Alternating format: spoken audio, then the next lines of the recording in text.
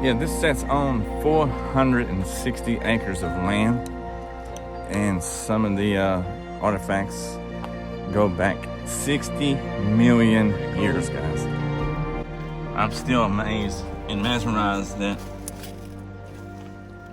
this is actually the Atlantic Ocean floor that I'm walking on.